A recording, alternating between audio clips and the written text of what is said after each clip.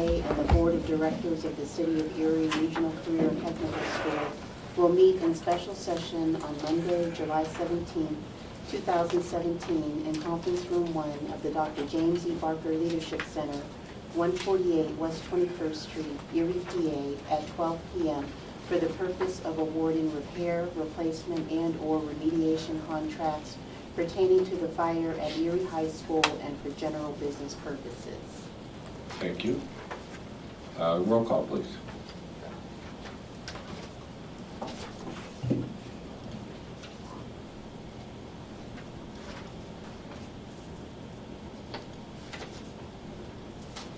Mr. Fabrizi.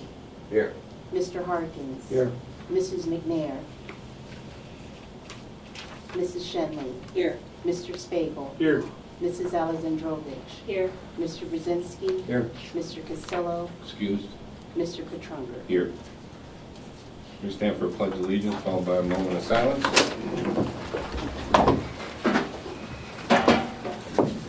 I pledge allegiance To the flag of the United States of America and to the republic for which it stands, one nation, under God, indivisible, with liberty and justice for all.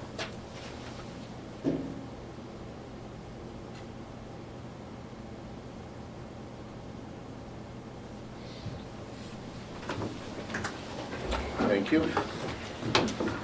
Do we have any citizens to be heard today? Not seeing any, we'll move on. Anything on new business? Anybody have any questions, concerns? Move we adopt it. We have a motion by Mr. Harkins, Second. second by Mr. Spagel. Any discussion? Mr. Harkins? Just as the superintendent, is there anything specific we need to know about the emergency contracts or the status of where we are at Erie High School? Well, the remediation is getting very close to being finished right now. The insurance company actually released the entire C-ring to us last Friday. The subrogation investigators were through. So we're going to be able to start moving ahead on the demolition and structural steel, which is the main item that we have on the agenda for you here today. We're recommending the low bid E.E. Austin to do that work, and they anticipate beginning the demolition in 1 week. And we have all this scheduled to be completed by the start of school. Everything is on schedule at this point. We met that July 15th deadline was met by the contractor that we hired from Cleveland. Yes, there's going to be a few small items that they weren't able to address just because of the holdup on the insurance company, but they will be around and it will not impede the surveying project that's going on this weekend. That's a pretty remarkable accomplishment, I think. Given where we were and the amount of time there was. Anybody else have any questions, concerns? Doc, can I get a roll call, please? Mr. Fabrizi. Yes. Mr. Harkins. Mrs. McNair. I can't vote, I don't even know. I just walked in. Any business?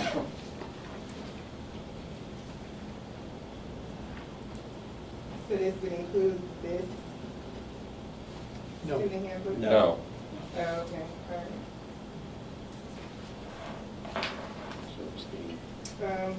No, I'm looking at it, yeah.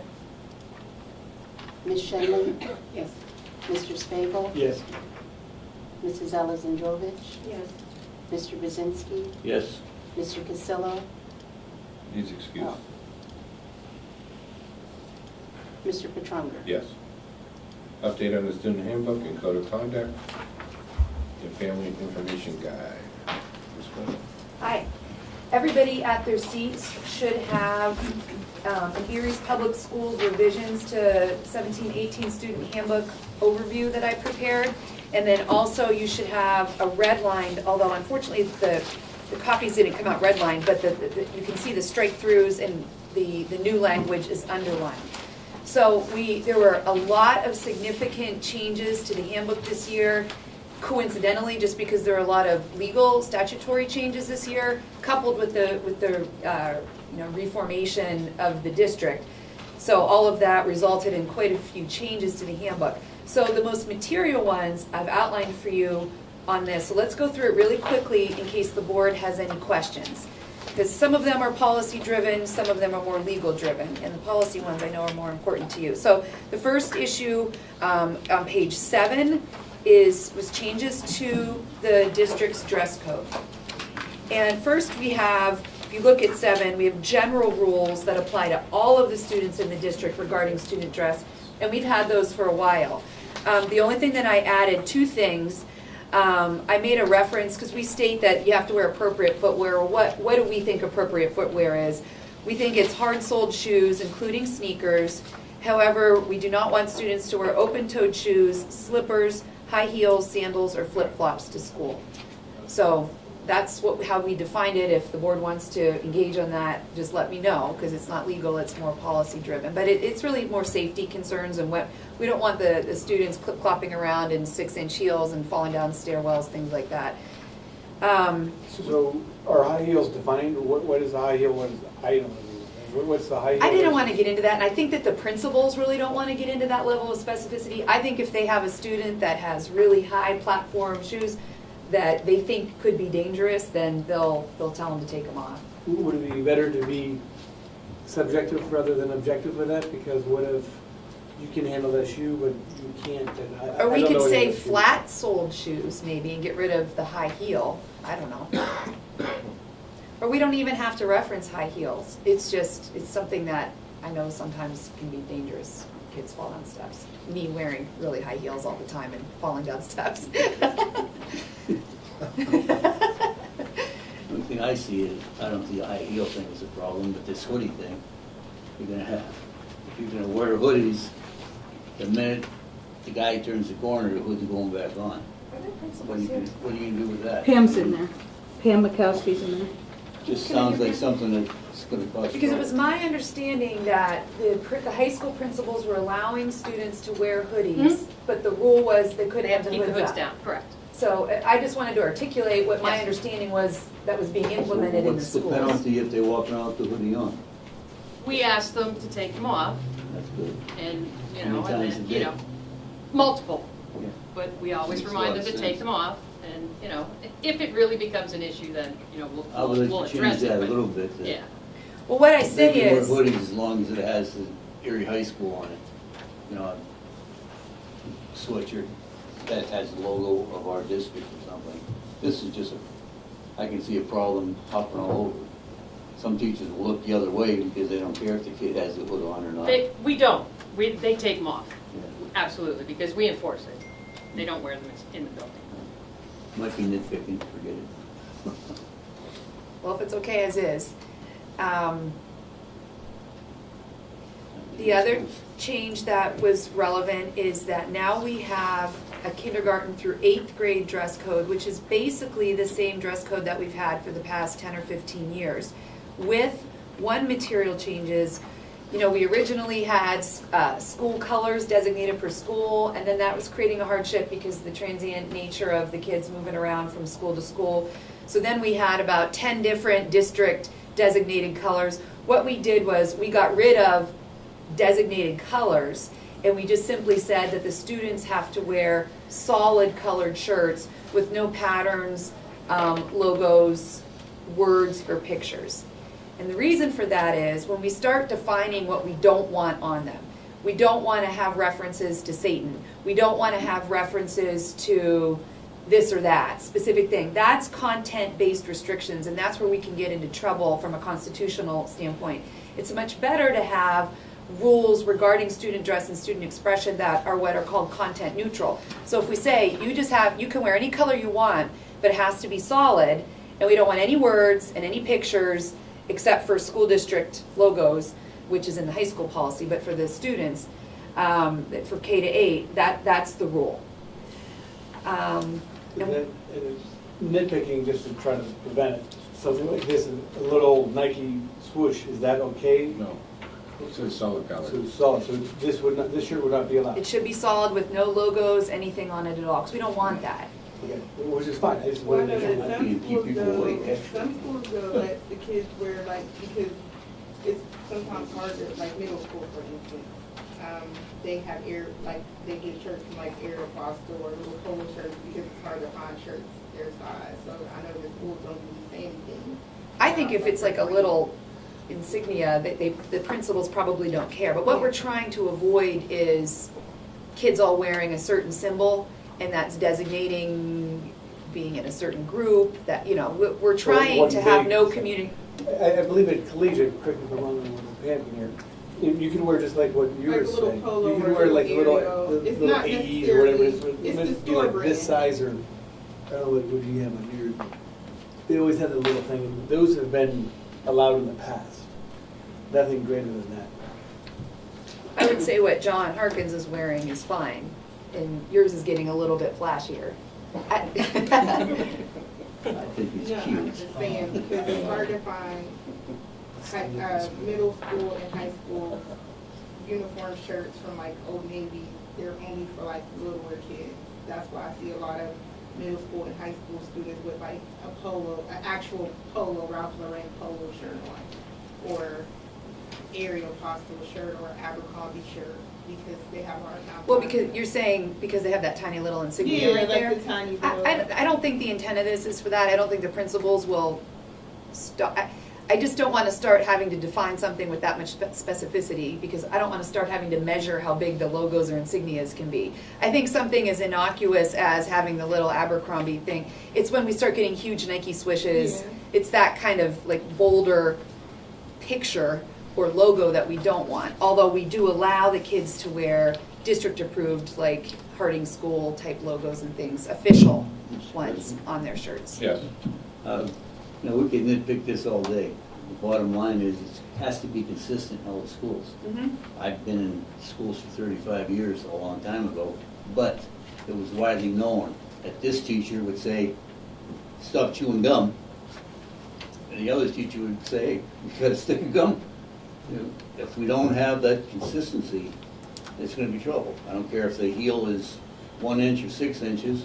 If one person tries to follow this, and we don't have consistency with everybody else, we're gonna have trouble. I think you did a heck of a job on this. And the more we nitpick it, it's not Well, good. we're gonna review the changes to the handbook with all of the administrative staff in August, and we can make it very clear that the board feels very strongly that the policy as it's amended, and we'll get into the high school version in a second, that it's your policy directive to the employees that you expect them to implement it as written across the board, so there isn't, you know, Yeah. discrepancies among the schools. Yeah, and I agree with you, Eddie, because I was in some of the high schools last year, and they weren't being followed, you know, so that is something that needs to be enforced. Well, that's a nice segue into the high school dress code policy, because per direction from the board, it was decided to have an across the district, one singular high school dress code policy. So all Erie High, Collegiate Academy, you know, and all the magnets within those 2 schools, locations, will have the same dress code policy. The changes that we made is that with regard to pants and shorts and skirts, that same thing, solid colors, we don't care what color, just have to be solid, and we opened it up to wearing jeans or denim. Because, you know, the kids really want that, they were doing it, the principals were allowing it, so we ratified that in this policy. Same thing with the shirts, we're not designating colors, but we're making sure that they're, you know, solid colors with no patterns, words or pictures on them. Exceptions that I talked a lot with Pam Mikowski, we wanted to make it very clear that more specific dress requirements may be required in, for example, the technical labs at tech school for health and safety conditions. And we said that the principal or the teachers will designate more specific dress code requirements in those labs or in specific classes through the teacher's syllabus, so that we know that it's being consistently applied to all the students and they understand who are in that classroom. But if they don't comply with it, they face being removed from that class or lab. So that's it. It's very simple what we did. But we wanted to make sure that the board was comfortable with it, because it is, you know, a change in that collegiate's gonna have the same dress code policy as the other high schools, et cetera. Jen, you did put, I'm sorry, That's all right. you did put that they can wear Erie Public School, the new Erie Royals, or they can wear their North, Yes. you know, Collegiate If you Academy, look- or if their magnets decide to have specific shirts, that they could wear those. On page 9, under 2B, it says shirts must be tucked into the pants skirts at all times, provided, however, students may wear shirts or jerseys with the official or approved name or logo of the home school to which they are currently assigned, including athletic jerseys and club gear. What we didn't want is the kids wearing their old East High and Strong Vincent High jerseys, because we don't want tension. We want the kids to come together as Erie High School students. So we made it clear that students are only allowed to wear district garb for the school that is their home school to which they are presently assigned. Thank you for reminding me about that. Okay. Mr. President? Yes. I just have one question. It's, the jeans thing, is there, I thought I heard something earlier about like the ripped jeans and stuff like that. That's been addressed in that, or no? That we're not No, gonna I can worry say about jeans it? that aren't distressed. That's the fashion term. Well, I can add understand. that, because maybe we don't want the big holes hanging out. That's all I'm Yeah. saying. Okay. I don't know. That's a good idea. Yeah, this is still, I mean, this is still in discussion mode, so it's nothing we're voting on now. And I would suggest we all read this over, and any questions or concerns, let's email them, you know. Yeah, I would, yeah, Mrs. absolutely. Gordle and It's simple, but it sure takes a lot of discussion to Right. get it to this point. But Right. any input that the board has, let us know, and we'll include it. Okay, so if you turn to page 10, and correspondingly to page 41, we made some clarifications in the student search policies. I met with Chief Vona. We previously said that students may be subject to searches walking through metal detectors, but we don't have the walk-through detectors at every school. And in fact, in implementation, sometimes we were just wanding the students when they were walking through. So we clarified that they can be searched either by walking through metal detectors or through the use of hand detectors. We also clarified that this whole metal detecting searching doesn't necessarily only take place when the students walk into the building for the school day, but also can and will take place when they're going into extracurricular activities, after-school activities like athletic events, et cetera, that they're subject to search then. We clarified that suspicionless random searches may occur in random school-wide or random classroom-wide searches. And we also clarified that our random searches, we refer to as random because sometimes we just don't have the manpower, the person power to get 2,000 kids through the doors in the morning. There's too many of them. So what we'll do on any given day, we'll say we're going to search every 6th student so that it's a pattern. So we can't be accused of only picking out certain kids that we think should, so it's every 6th kid through the door we're going to search so that we can get them through quicker, but it's still a legitimate pattern, a random pattern of the searching. And we'll switch, how many 5th kid, 6th kid, 7th student, that we do so the students don't figure out the pattern. So we clarified that. And the last thing was we also clarified that if sometimes when the wanding or the metal detectors occur, we have to pat the students down to see if there's a weapon. We used to say it would only be same sex, female patting down a female. Because of staffing, it was almost impossible to do that. So what we clarified is that at least 2 district officials will be present for any pat down to ensure that there can't be any suggestion of inappropriate conduct. And is that legal? I mean, I don't know this. It is legal. So There's male not can a pat legal down a female, requirement. Female can pat down a male. Yeah. Okay, pages 13 to 21. There was a complete overhaul of the compulsory school attendance requirements by the state legislature this year. And this new law goes into effect in the school districts for the 17-18 school year. So our entire attendance and truancy compulsory attendance prosecution policy was overhauled. Some of the most material changes that I think might be interesting to the board, they created a new term called person in parental relation to the student. And that is defined as the biological parent, the adoptive parent, the legal guardian, but also it's defined as the person with whom the child lives and who is acting in a parental role to the child. So before, when I would get involved with truancy, when it would go up to the court level, we didn't sometimes exactly know who to serve the truancy charges against, because the law said the parent, the old law, but the child was living with the grandparent, and it was the grandparent who on a day-to-day basis was allowing the child to be truant.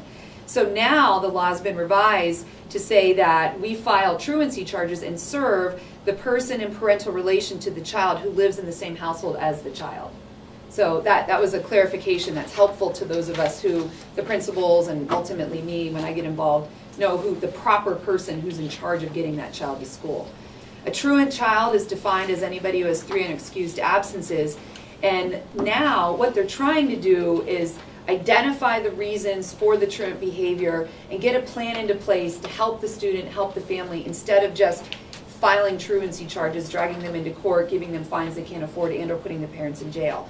So it triggers the requirement that the district has a mandatory school attendance improvement conference that we're required to have and run through these steps, which that conference results in a written school attendance improvement plan. We have to create that plan even if the parents or the legal guardians choose not to show up or just don't show up. We cannot proceed with further compulsory school attendance prosecution until this conference and this plan are drafted and take place. A habitually truant child is defined as a child who has 6 days of unexcused absences, and what happens depends on how old the child is. If they're 14 years or younger, we have to do certain things, refer the child to a school attendance program or to OCY. We may file charges, it's not mandatory anymore, to the person in parental relation to the child. For students 15 years or older, we automatically are going to be filing truancy charges, and like I said, there's a little bit difference of what we do depending on the age of the child.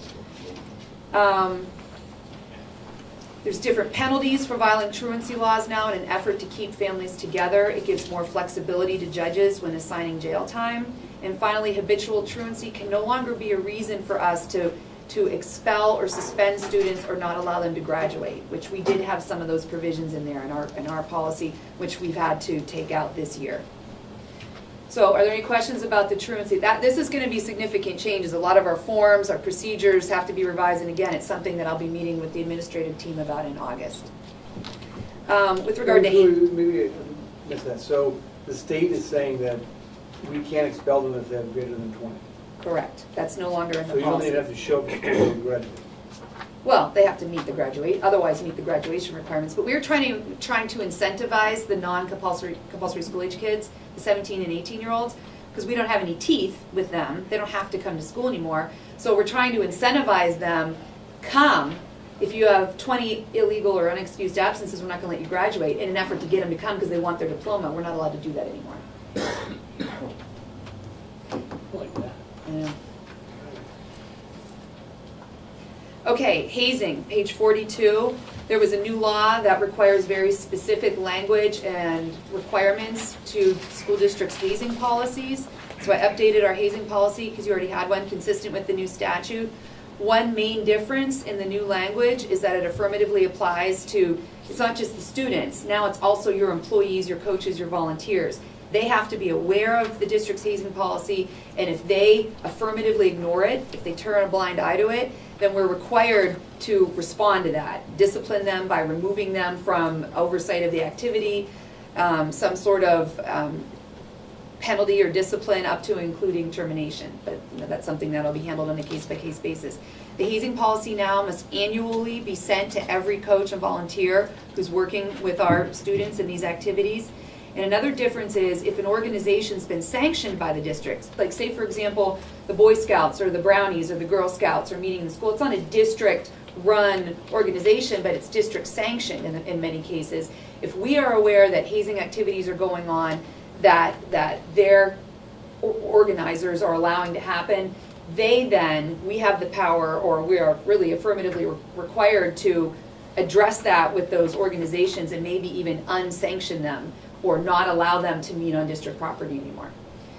With regard to the student code of conduct, we had 2 minor revisions on page 46. We updated the classroom, lab, school safety definition, again, after talking to Ms. Mikowski. Really, the intent of this definition is to address unsafe behaviors in the technical lab, so we clarified that, got rid of the throwing snowballs, and really showed that it was an effort to keep the kids in the area safe in the technical labs. And there was a decision that I don't really like, but it's an appellate level decision in Pennsylvania about the definition of weapons in schools. And the facts in this case were that a student stabbed a fellow student in the neck with a pencil.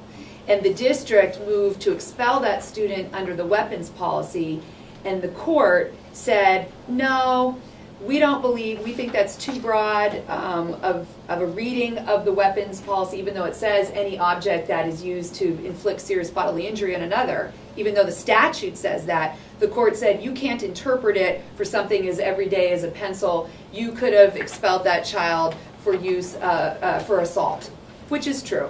So I did a little tweaking of the district's definition. I think it's absurd, though. I think if you stab somebody in the neck with a sharp object, you are intending to use it as a weapon. Because what the court said is, are you going to expel everybody who brings a pencil to school? No. But we're going to expel somebody who stabs somebody in the neck with a sharp object. But nonetheless, that's what the court in its ivory tower said. So I tweaked the definition a little bit. But again, that's more of a training issue, that when we have everyday objects being used to injure kids, we should just code it as an assault and not as a weapon violation.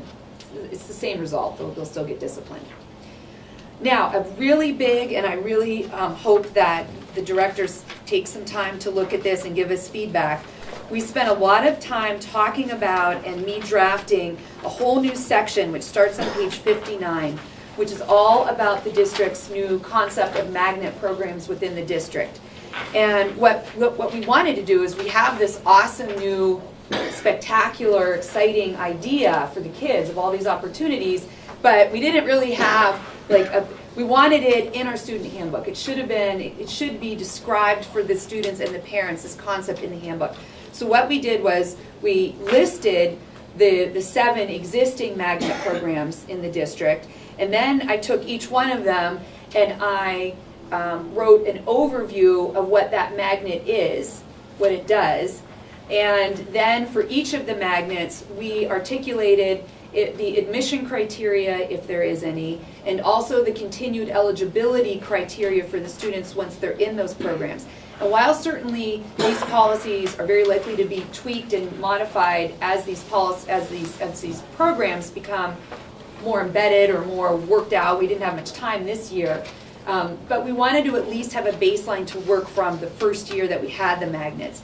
So when you look at it, you'll see Erie Magnet High School programs do not have specific admission criteria as yet, but we did explain that there's not unlimited seats in each of the magnet programs. So hopefully we can accommodate whatever every student requests, but if we can't, we explain that weight will be given to those students who have shown success, prior success in academic areas relevant to their chosen magnet, and also those students who have displayed a willingness and commitment to be successful in school through lack of prior disciplinary behaviors and having regular school attendance.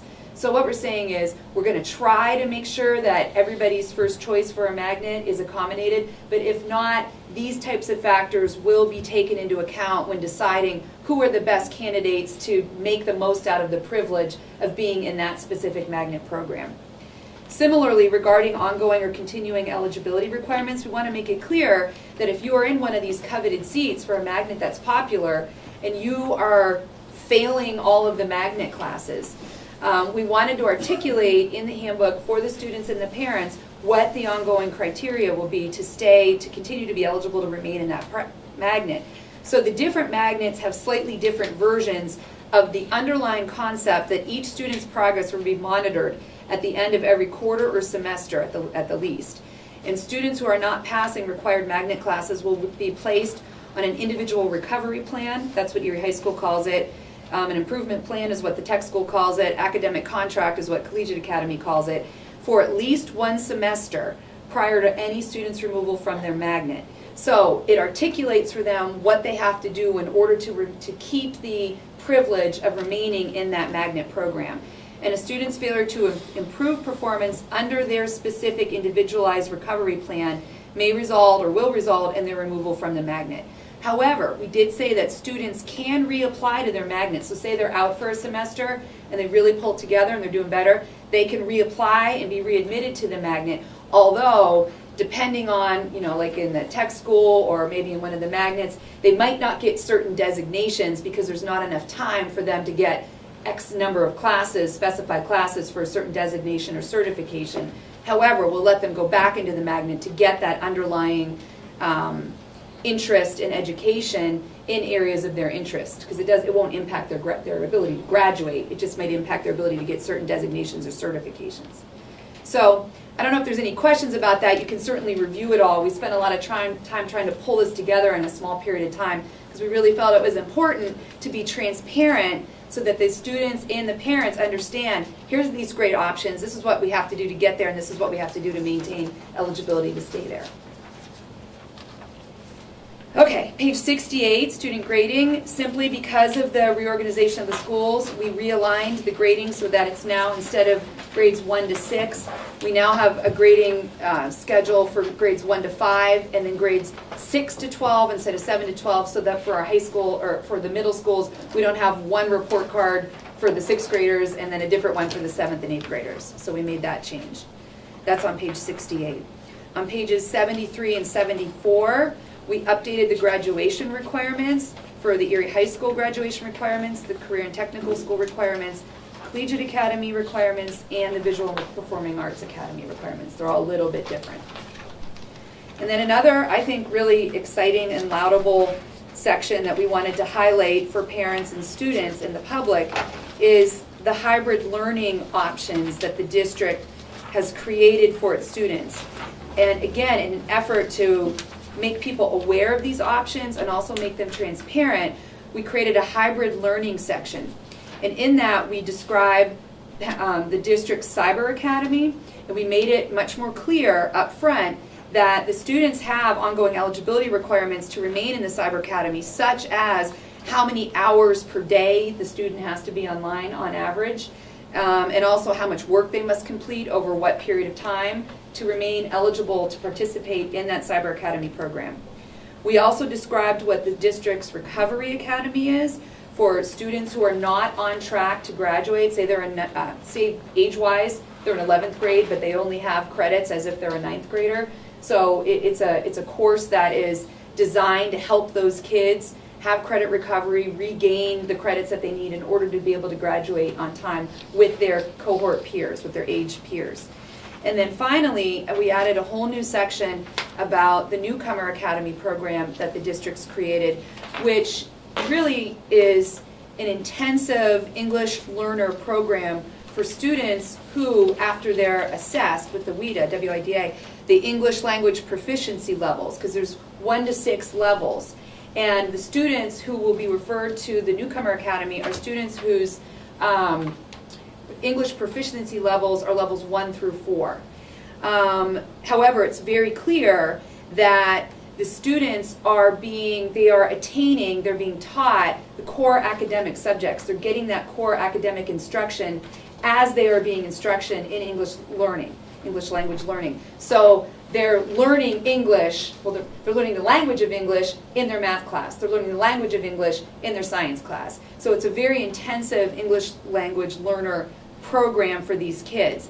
And they're constantly being assessed. So once they reach level 4, say that they do that very quickly. Maybe they had some education, in their home countries, and they get up to level 4 quickly. They don't necessarily have to stay in the Newcomer program for the full 2 years. They will be assimilated with their regular English-speaking peers as soon as possible, but the program is intended to be no longer than 2 years. Correct. That they are intended to reach the level 4 proficiency by the end of 2 years and then be able to go back out. And in any event, during this period of time, the Newcomer students will participate in elective classes with their English-speaking peers throughout that time. So that's also an exciting thing that we also included in the handbook. Do you have any idea of the numbers of students that will be in the Newcomers Academy and percentage-wise, maybe? We've been working on that. I don't have that exact number for you. I know that Linda Capabianca has been working on it for both Erie High, and then for East, East will have the middle school one as well. So, I mean, we can get those numbers. That's fine, I'm just curious about that. Finally, oh, go ahead. I'm just thinking here, we're talking about English as a second language to these folks. What about some of our kids that are living in the inner city that are in a low proficiency? Would they be available to go to the Newcomer Academy too? No, but, well, you mean English proficiency, like they don't speak English? No, they They just are can't low read, they performing. can't- Yeah, low performance. That's something that we're working through, especially with the Recovery Academy.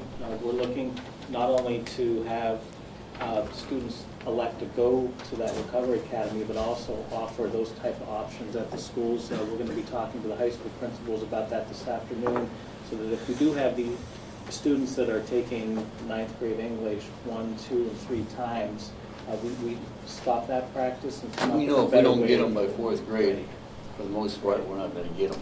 So that is part of our plan, to try to reach out to these kids and get them caught up.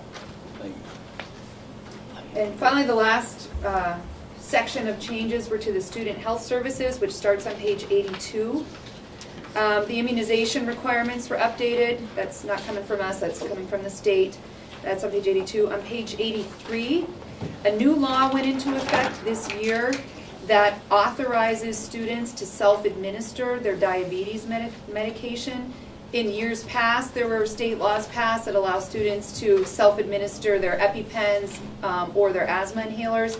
So now the insulin medication is now being added to that list, so we had to update our policy to accommodate the fact that they have this right. And you'll see probably at the next school board meeting, there's going to be on the agenda, it's called a diabetes management policy. Again, that just sort of sets the stage procedurally for allowing these students to do that. Because we're not just going to let every student that requests. There's specific things that we require. Information from their physician. The students have to show that they understand and are able to self-administer. I mean, if we don't think they're capable of it and it would be a danger to them, then we don't have to approve them for that. But we have to have those protocols and procedures in place. So there is now a reference to diabetes medication in the student health section.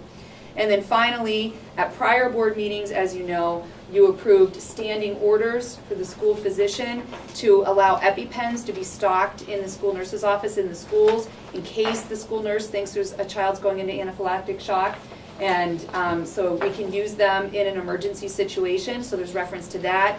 You also previously approved an naloxone or the Narcan policy, where we don't always have to have them. We're not saying we will, because sometimes maybe we won't have stock of it, but our school nurses are now authorized to have naloxone in the high schools in case they think a student is overdosing on heroin or opioids. So this would be a shot to give them to undermine the effects of that and to get them to medical care. So there's reference to that as well. Family information guide I did not print out for you. Obviously, all the changes that ultimately get approved by the board will be updated in the family information guide, but until this is finalized, I didn't want to spend the time updating that. I have also, there's a lot of changes to the required legal notifications as a result of the Every Student Succeeds Act. It's not very interesting, it's just required notifications. I've updated your non-discrimination notice. We need to have a 504 grievance procedure, and we'll update some of the student health information as well. Going back then to the health, is the Narcan that's for the heroin? I'm glad that they don't know much about that, but do the nurses have a special training for that, or is that something that is assumed? They'll have special, I'm trying to remember what our policy says. Yes, I'm sure they will, but my understanding, and I don't know who knows more about it, that it's almost like an EpiPen, like it's like a one-time shot or something that you give to anybody who's overdosing, or we think that they're overdosing.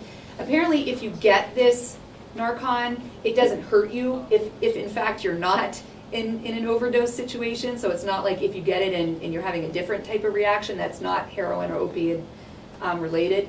But I'm sure that the nurses, I don't know if it's an actual class or if it's just instructions from the manufacturer, but they all seemed very comfortable with the concept. It's not like a Pulp Fiction where you need out. Yeah. So I don't know. I think it's a shot. Mr. President, Yes. The only question I have is, the self-administered, like the insulin and stuff like that, is there a specific location, or do they just, I mean, if somebody has it? No, that's the thing, and it makes us a little nervous. They have them on their person. The Right. students carry them around. If we, and the policies are very clear, if we find out that the student is giving him or herself more dosage than they should, or sharing it with, they're selling it, or poking somebody with their needle, anything like that, they lose the privilege immediately. And then it would have to be done by the school nurse. But you're right, they have this affirmative statutory right if they show that they're able to self-administer, to carry that medicine with them. So we lose So in control. the past, it was administered by the nurse, and now, Right. so they're changing it so the person can take care of it Right, it's themselves. been incremental. First it was asthma inhaler, first it was EpiPens, then they added asthma inhalers, and now they've added the diabetes insulin medication. And I think part of it is, if the kids that have those 3 types of conditions have a need for it, it's on their person, so it's safer, I guess, but then there's also risks associated with letting children, especially the Yeah, younger but I ones. can understand, I mean, the Yeah. whole thing of it is if a kid has that problem, and we're gonna be aware of whether, I mean, it's a diagnosis from a doctor, so I mean, if your kid was, I look at it from that standpoint, if your kid would have this kind of condition, you'd want them to have that right away. Well, say they go have an allergic reaction in the lunchroom, which is Yeah. on the first floor of Harding, and the nurse's office is all the Yeah. way up there, and you gotta get somebody all the way up and back, so Absolutely. that's Absolutely. the statutory policy behind this. It Right. just I understand. makes us a little nervous having kids walk around with, Right. medication. So we do need to keep this moving forward because we have to start printing the family guides and handbooks and have them ready here shortly for the start of school. Could I recommend that the board review what we presented today and get us any questions, concerns, or comments by possibly Thursday, and that we look to schedule another meeting, maybe Monday at noon next week, to kind of finalize this and get it approved? Sounds good. Okay, Mr. President? Yeah. I'd just like to thank Jennifer and all the administrators that worked so hard to put this together, because I can see this is a lot of work, so I want to make sure everybody's appreciated. Thank you. Before we go into any other matter, we are going to need an executive session for a short time. We will probably take a 5-10 minute recess in between. Anybody else have anything else before we recess? Mr. Chairman, Yes. that email I sent the superintendent late last week, Okay. we have a brief discussion. Sure. As many board members know, I'm sure, I hope, late last week, I sent the superintendent an email with copies of the board requesting that the superintendent take whatever steps he deemed necessary to protect and preserve the memorabilia that is in the existing high school buildings. Specifically, what I mean is the trophies, awards, and plaques that are at East High School, Strong Vincent, and Erie High School. With this summer's unprecedented activity and movement, there's a increased potential for more distraction by us, and I think it's important that we protect and preserve these items as they are, where they are. I think it's not just a question of somebody's Uncle Ralph or a guy you heard of, or a team that had so many wins and losses being personally important to somebody. I think the real value of these items is that they sit in the hallway for students to walk by and see and be curious about and inspired to duplicate, or inspired to want to measure themselves against these things. That people before them, people just like them, walked these halls and achieved these things. That makes it, I think, seem more doable and desirable to try to do. So anyway, I don't want to beat it to death, and I don't want to do anything extraordinary. I want to be reasonable, so at this point I'm not asking for a resolution to direct the superintendent to do specific things. But I have had a couple of conversations with Mr. Dahlstrand and Mrs. Devlin over the last few weeks, and they certainly both care very much and have taken steps of their own. But I think it's important we have a discussion here, and that the superintendent use his best judgment to, along with all the movement and activity we're having, do what he can to make sure we're increasingly attentive and vigilant. This summer, we have, summer help, we have the volunteers coming in to paint. Next week, we have the restoration workers. There's just a whole lot more opportunity for distraction and for something to sneak away from us. And we may lose something and not discover it for a couple of years, and these kinds of things aren't irreplaceable, and yet they're not the kind of thing somebody's going to steal and take to a pawn shop, because they're only valuable in what they are to us and the students in terms of achievement. So I just wanted to have a discussion and ask the superintendent. And his response was he was going to check with the principals, and certainly they got to be at the forefront of what I'm asking for. But maybe Mr. Vona could give and be directed to give some extra attention to this and work with Mr. Dahlstrand or anybody the superintendent deems appropriate. I just think it's important to have a public discussion out loud about the importance of protecting these unique assets that the school district has. Over the years, when the old East transferred to the new East, and when Academy High School was closed, and going way back when the school district operated the museum, there was actual losses and there was rumors of losses, and I just don't think we should take for granted and ought not assume that everything is going to be protected or that nobody protected or that nobody would dare monkey with it. So I think you get my drift, but I just wanted to have a conversation, and that's so far I'm not really talking, so I'll be quiet.